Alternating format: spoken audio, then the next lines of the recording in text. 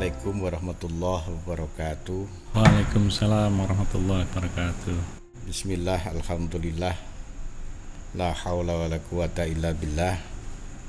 Allahumma salli ala sayyidina Muhammad abdika wa nabiyyika rasulika nabil ummi wa ala alihi wa sahbihi wa sallim tasliman qadri a'zama zatika fi kulli waqtin wahin.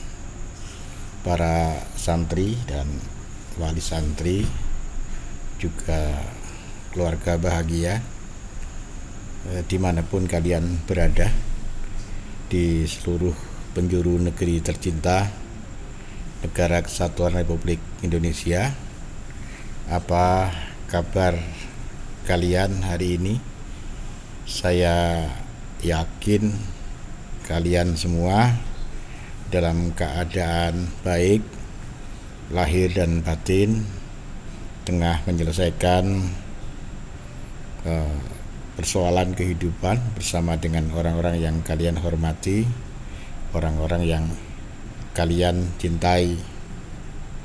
Dan doa serta harapan saya selalu, semoga kita semua diberikan rahmat, hidayah, juga maunah dari Allah Subhanahu wa Ta'ala, agar kita menjalani kehidupan dengan mudah, agar kita bisa mencari solusi dari setiap persoalan yang kita hadapi, bisa mendapatkan jalan keluar dari setiap problem yang kita hadapi.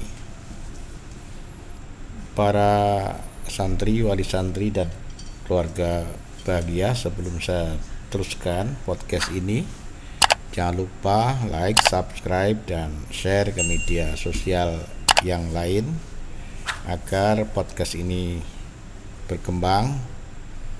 Kalau ada nilai-nilai yang baik, bisa berkembang ke daerah yang lebih luas. Dan bagi kalian yang sudah subscribe, saya sampaikan terima kasih. Harapan saya podcast kita kali ini dapat memberikan informasi kepada bangsa Indonesia, khususnya masyarakat Sidoarjo.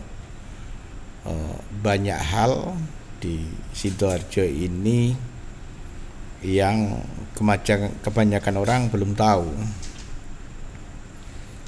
Banyak produk-produk yang dikerjakan oleh orang-orang Sidoarjo tapi sudah menjangkau dunia. Dan alhamdulillah pada sore kali ini kita kedatangan seorang tamu istimewa yang tidak kita duga-duga. Beliau adalah Bapak Ari Suryono, Esos MSI. Beliau adalah Kepala Dinas Penanaman Modal dan PTSP. PTSP itu apa? Pelayanan terpadu satu pintu. Pelayanan terpadu satu pintu Kabupaten Sidoarjo. Beliau pasti tahu banyak hal-hal yang berkait dengan perusahaan, yang berkait dengan produk-produk yang dikembangkan di Sidoarjo dan memiliki nilai lebih. Nanti kita akan bertanya kepada beliau. Assalamualaikum. Waalaikumsalam warahmatullahi wabarakatuh. Gimana kabarnya Pak Ari? Alhamdulillah sehat, Yai. Salam sehat, Yai. Alhamdulillah. Ada beberapa yang ingin saya tahu. Yang pertama, kenangan masa kecil. Karena subscribe kita ini diantaranya para santri yang mereka perlu tahu bahwa orang yang sekarang mencapai prestasi tertentu itu dulu juga pernah kecil. Kadang-kadang dianggit orang besar itu langsung gede. Yang kedua, bagaimana proses pendidikannya kok kemudian sampai menjadi kepala dinas penanaman modal. Dinas yang kata orang-orang dinas yang strategis. Yang ketiga, saya ingin tahu kira-kira di Sidoarjo ini ada perusahaan-perusahaan apa, produknya apa yang besar kontribusinya terhadap masyarakat Sidoarjo dan memiliki nama besar di dunia. Oke, pertanyaan yang pertama, saya pengen, kan masa kecil banyak panjang. Ya, kira-kira apa yang paling berkesan di masa kecil, mungkin pola asuh orang tua yang kemudian membuat menjenengan termotivasi untuk tumbuh berkembang jadi sesuatu. Monggo silahkan. Terima kasih. Assalamualaikum warahmatullahi wabarakatuh. Matur nuwun Yai atas waktunya kami bisa ngobrol dengan Yai mungkin terkait dengan mungkin kehidupan saya sekaligus tugas pokok saya di Sidoarjo ini Yai. Kebetulan saya dibesarkan di satu kota di Jawa Tengah Yai, di Purwokerto di Jawa Tengah. Kalau orang mungkin nyebutnya Puerto Rico, Pak. Puerto Rico. Jadi kota di Jawa Tengah, saya dibesarkan mulai SD di Jawa Tengah, SMP sampai SMA, dan saya kemudian melanjutkan sekolah kedinasan Yai di Bandung, Sekolah Tinggi Pemerintahan Dalam Negeri. Sebenarnya saya juga mulai kecil tidak bercita-cita menjadi pamong praja, tidak bercita-cita menjadi pelayan masyarakat atau sebagai pegawai negeri, karena kebetulan ibu dinas di kesehatan menjadi bidan, bapak menjadi guru, jadi tidak berpikiran sampai kemudian menjadi pelayan masyarakat di Jawa Timur lagi.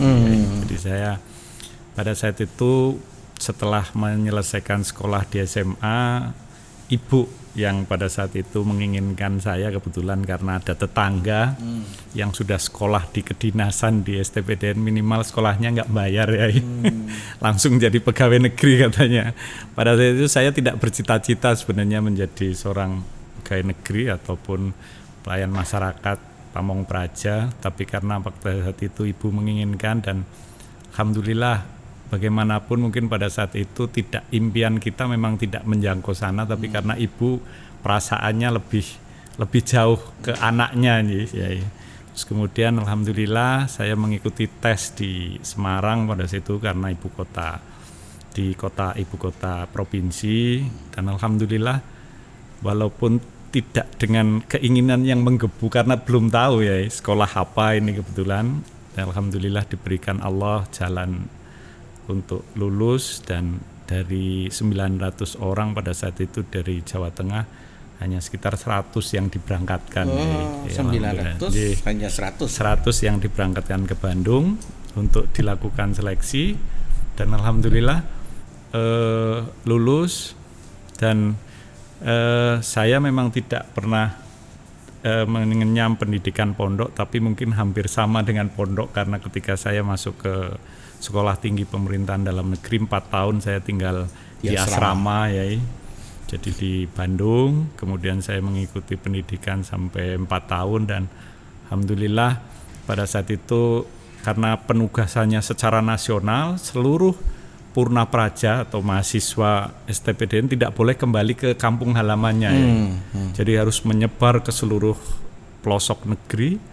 Salah satunya saya kebetulan mendapat di Jawa Timur dan ditempatkan di Sidoarjo. Langsung di Sidoarjo ya? Langsung di Sidoarjo. Jadi mulai 97 saya ditempatkan di Sidoarjo, dan pada saat itu juga tidak mengerti Jawa Timur ini kota-kotanya ya baru pertama kali ke Surabaya, baru pertama kali ke Sidoarjo, dan saya harus segera bekerja di Sidoarjo. Alhamdulillah kebetulan waktu itu dipercaya menjadi asisten pribadi Pak Bupati zaman Pak Sucipto tahun 97 ya? Sampai 2000. Barangkali disitulah Yai saya banyak belajar sebagai pendatang baru di Sidoarjo yang tidak kenal siapa-siapa di Sidoarjo.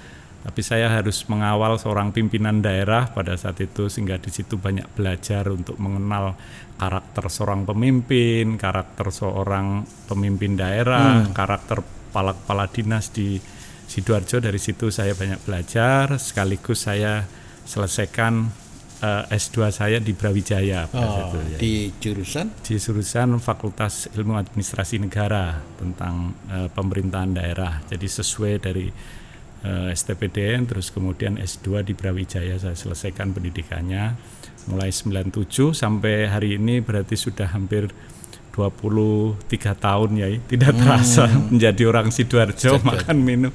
Jadi setelah menyelesaikan pendidikan langsung di Sidoarjo, alhamdulillah menapai perjalanan karir bekerja ya, mulai jadi staf ahli, staf ahli, terus kemudian saya bekerja di Kecamatan Sidoarjo, karena dulu seorang pamong praja harus bekerja di kecamatan, di wilayah. Terus kemudian kami di PTSP perizinan, terus kemudian di Bapeda dan menjabat sebagai kepala bagian kerjasama ya.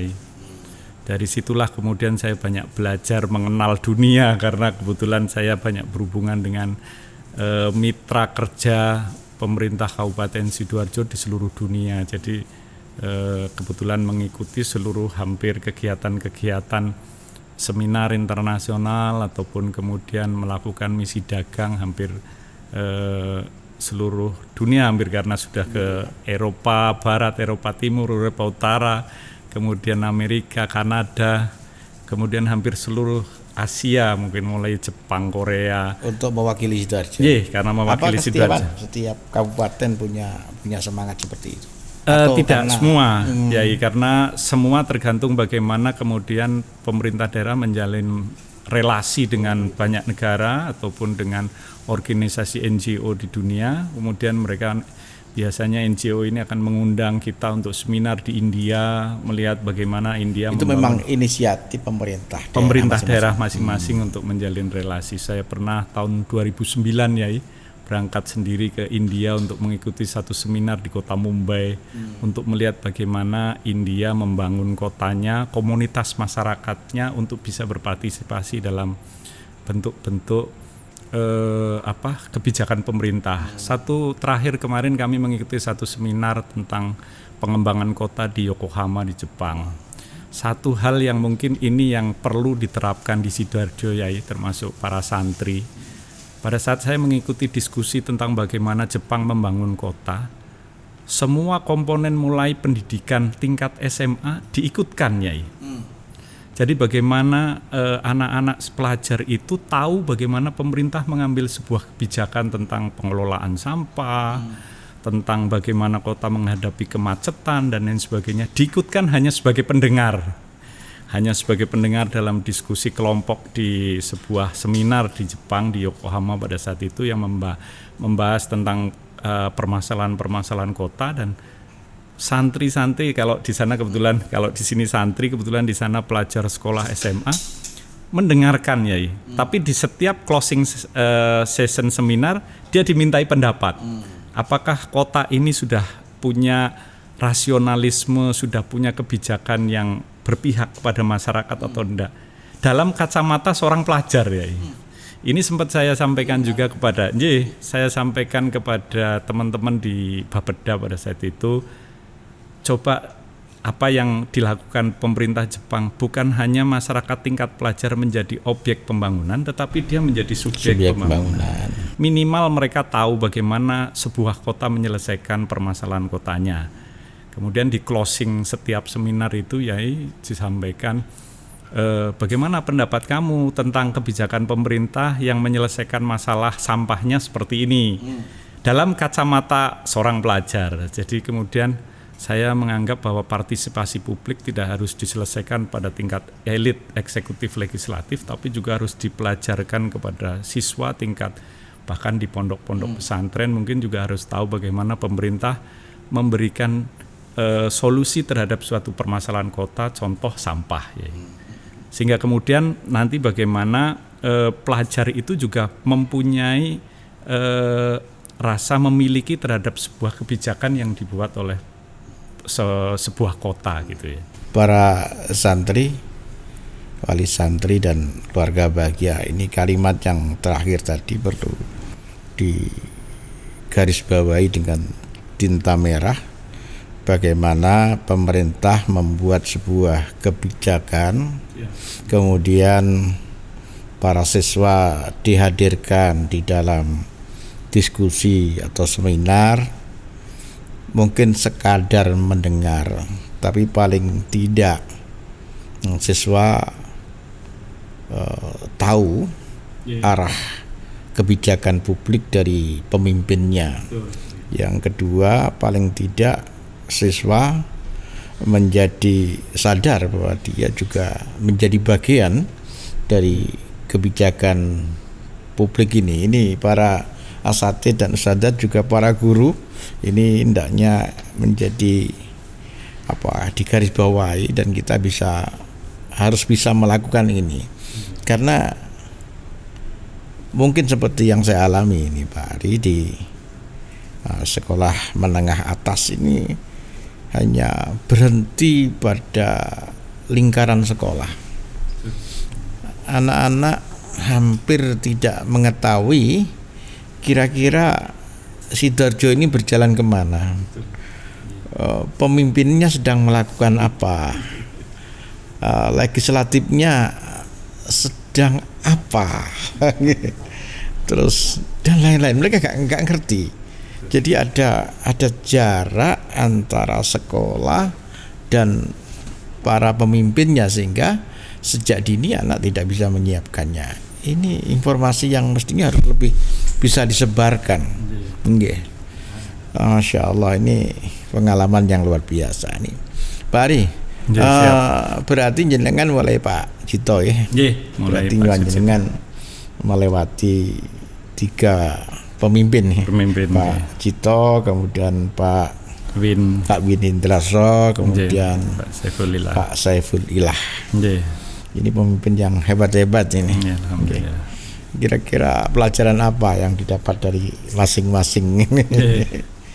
Barangkali kalau saya menilai semua pemimpin mesti punya kelebihan dan kekurangan ya. Tetapi karena pada saat pemimpin memimpin ini ada di zamannya masing-masing. Ketika Pak Sucipto memimpin, saya belajar banyak beliau karena kebetulan saya menjadi sekpri. Beliau adalah seorang militer, pada saat itu memang masanya masa Orde Baru. Okay. Semua kebijakan banyak dari pusat. Bagaimana kemudian politik ini lebih banyak terkendali karena memang sentralistik politik dan pemerintahan pada saat itu. Kemudian di era otonomi daerah dimulai tahun 2000, kemudian pemilihan pilkada langsung, dan kemudian Pak Win Hendrarso, kebetulan beliau seorang birokrat asal dari, kemudian sebelum beliau menjadi bupati adalah menjadi sekda, punya karakter memimpin lebih kepada birokrasi karena memang asal beliau birokrasi. Kemudian Pak Saiful karena beliau pengusaha dan punya banyak usaha, mulai sampai punya 8 sampai 9 pabrik. Beliau memang lebih ke intuisi untuk bisnisnya. Beliau untuk bisnisnya lebih bagus karena memang dari karakter seorang pebisnis gitu. Jadi dari era-era ini Sidoarjo alhamdulillah Yai, kemudian sesuai dengan tugas saya, Sidoarjo menjadi daerah yang memperoleh Investment Award, penghargaan yang diberikan oleh pemerintah Provinsi Jawa Timur secara berturut-turut ranking 1 dalam hal investasi. Investasi. Jadi itu zaman Pak siapa? Zaman Pak Win sampai dengan Pak Saiful. Kita selalu ranking 1 karena memang Sidoarjo adalah pusat investasi. Kebetulan Sidoarjo diberikan rahmat oleh Allah menjadi penyangga Surabaya dan kemudian menjadi daerah yang cukup ramah terhadap investasi, sehingga kemudian di zaman-zaman beliau, mulai zaman Pak Sucipto, Pak Win sampai dengan Pak Saiful, muncul perusahaan-perusahaan besar yang kapasitasnya dunia. Ada mungkin Yai Pirso di dekat pondok ini ada kapal api, itu adalah merupakan pabrik pabrik kopi terbesar tingkat Asia Tenggara. Ya. Dia sudah jangkauannya luar biasa sampai internasional. Terus kemudian di sebelah barat ada Ciwikimia, merupakan pabrik kertas yang terbesar juga di Indonesia. Kemudian di Taman ada PMA, satu perusahaan kaca, namanya perusahaan Asahi Mas, itu dari perusahaan dari Jepang. Dan mungkin Yai Pirso di Taman ada satu perusahaan baja, itu punya satu pengusaha India yang merupakan ranking berapa orang terkaya di Asia. Dan Mittal itu adalah merintis usaha bajanya di Sidoarjo. Ya, di Taman di Ispatindo, itu adalah merupakan salah satu perusahaan besar di bidang steel atau baja. Kemudian ada perusahaan Eko, satu PMA yang produknya sudah mendunia. Bahkan di Indonesia store-nya nggak ada, brand store-nya mungkin hanya ada di TP dan beberapa mall besar. Jadi Eko ini punya perusahaan, kalau tidak salah itu ada 5 pabrik atau 6 pabrik di seluruh dunia, dan 60% produk sepatu Eko ini disumbang dari Sidoarjo. Ada contohnya mungkin? Ada contohnya. Coba. Nah ini. Sama dusnya Mas Anis. Nah ini adalah salah satu produk andalan Sidoarjo, di mana pabrik Eko ini punya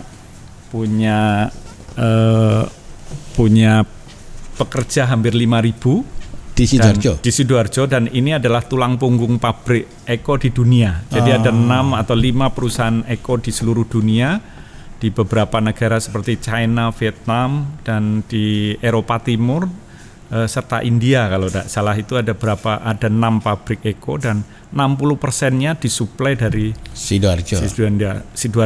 Satu direktur yang saya terkesan sekali apa yang disampaikan Pak Geri, salah satu direktur yang asli orang luar dari Kanada, Inggris, jadi orang Inggris. Beliau sampaikan bahwa keterampilan orang Sidoarjo untuk menjahit sepatu ini terbaik dari 6 pabrik yang ada di Eko di seluruh dunia. Tadi Pirso Yai juga sudah Pirjo, Eko ini ada store-nya di Manchester, di London, dan di mana, tapi ternyata sepatunya dari Sidoarjo. Para santri, kita beruntung dan berbahagia menjadi orang Sidoarjo, dan salah satu kebanggaan kita sepatu Eko. Dan ini model sepatunya, dan ini tidak dijual di Indonesia. Tapi store-nya ada di Denmark, ada di London, di Manchester. Saya sendiri belum ke sana. Tapi informasinya sudah sampai di sini. Pak Ari yang membawa informasi. Ini adalah luar biasa. Dan produk yang dijual di luar negeri itu ternyata sebagian besar dihasilkan oleh tangan-tangan terampil orang Indonesia dan Sidoarjo. Betul. Subhanallah. Ya.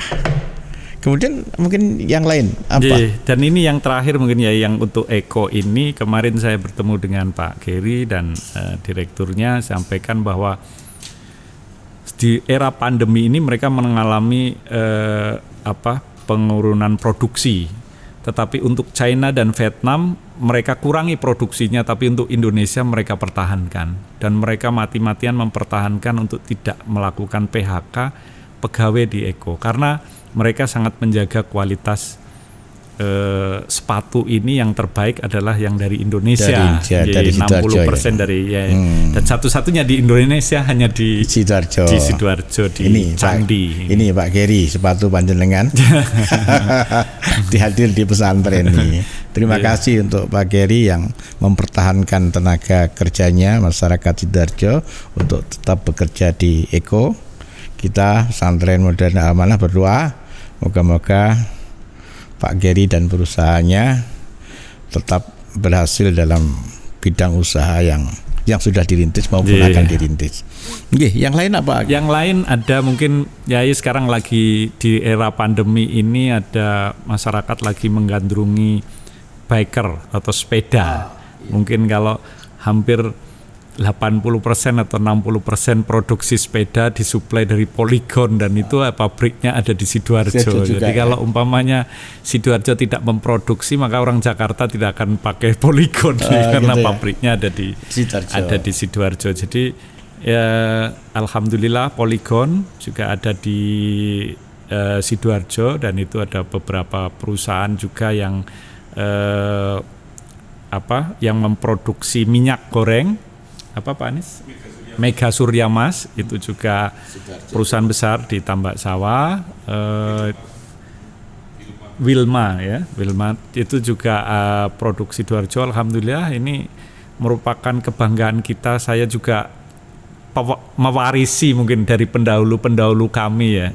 Jadi dulu bagaimana perusahaan-perusahaan itu bisa hadir di Sidoarjo dan menjadi tanggung jawab saya sekarang di Dinas PTSP, di penanaman modal dan PTSP, bagaimana perusahaan ini tetap bertahan bisa di Sidoarjo, karena kita berharap bahwa di era pandemi ini tidak banyak perusahaan yang harus tutup karena kondisi memang ekonomi yang lesu, tetapi kita mencoba untuk bertahan dengan berbagai kiat. Salah satunya Pemda Sidoarjo sudah mencoba memberikan insentif terkait pengurangan pajak retribusi IMB sebesar 15%.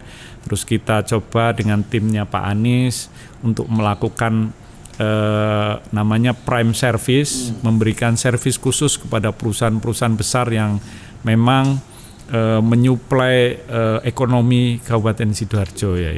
Ini kita pertahankan untuk supaya masih banyak lagi, mungkin ada Caron Pokpen, pabrik pakan, terus kemudian Java Confit, pabrik pakan juga ada di Sidoarjo, dan inilah perusahaan-perusahaan yang juga mungkin Yai Pirso produk-produk Indonesia.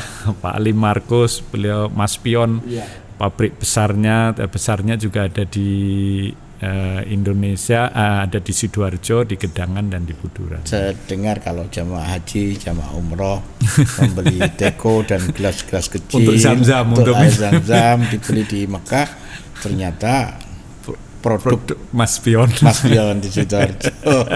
Ini memang Sidoarjo luar biasa sebenarnya. Alhamdulillah. Jadi kita menjadi kota yang selalu menjadi jujukan investasi di Jawa Timur ya. Kita sudah 5 tahun berturut-turut memegang penghargaan Investment Award, dan belum pernah tersalip di kabupaten lain untuk investasi ya? ini. Termasuk Surabaya? Surabaya, jadi kalau untuk investasinya masih Sidoarjo untuk investasi, karena mungkin Surabaya sudah penuh wilayahnya. Jadi kita menjadi, meskipun ada lumpur lapindo, tetapi alhamdulillah pertahanan investasi kita masih tetap bisa bertahan bagus. Mungkin agak sedikit sensitif.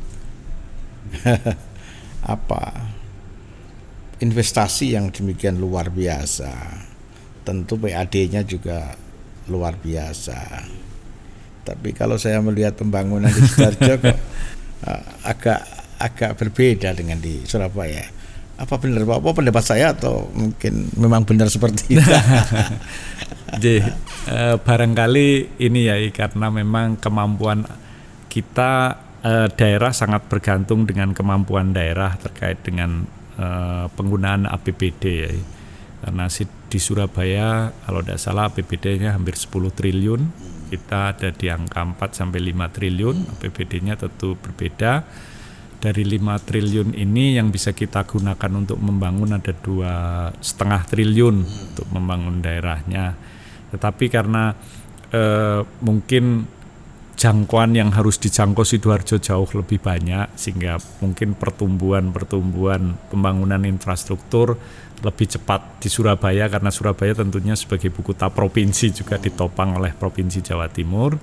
Tetapi Sidoarjo selalu berkomitmen untuk bagaimana bisa minimal mendekati lah, kalau memang Surabaya selama ini dinilai masyarakat infrastrukturnya lebih cepat itu ya.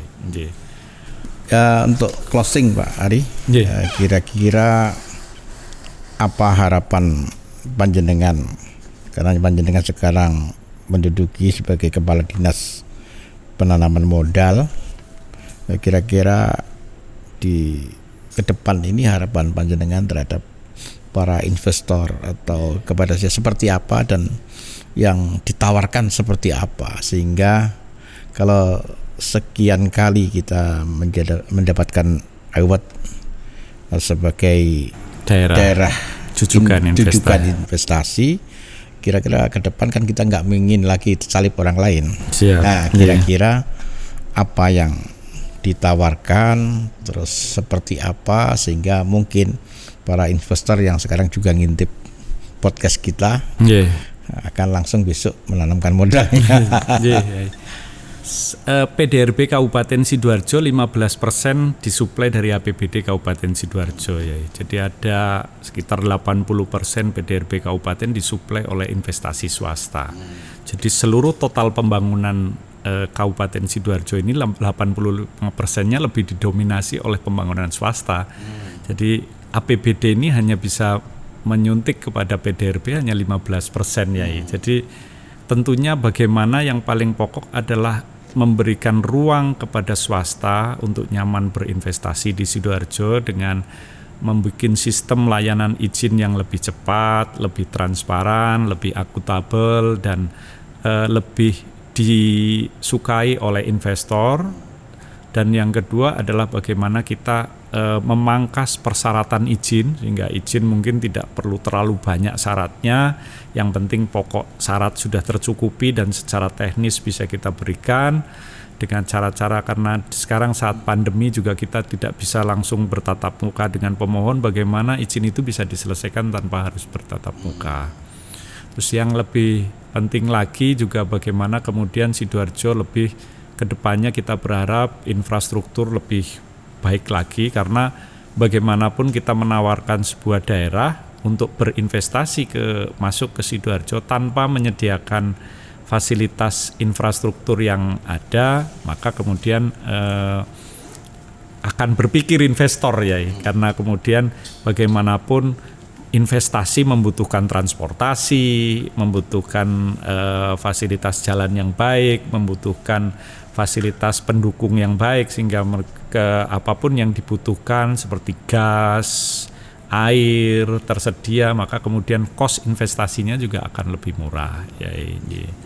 Alhamdulillah. Dan yang terakhir mungkin saya untuk santri-santri ya, saya pun alhamdulillah kebetulan anak-anak saya semuanya di pondok, 2 orang saya pondokkan, karena saya juga merasa mulai dari kecil sampai sekarang belum pernah mondok ya, sehingga sekarang saya belajar mondok kiai meskipun sudah berumur, dengan cara mondok yang tidak tinggal di pondok.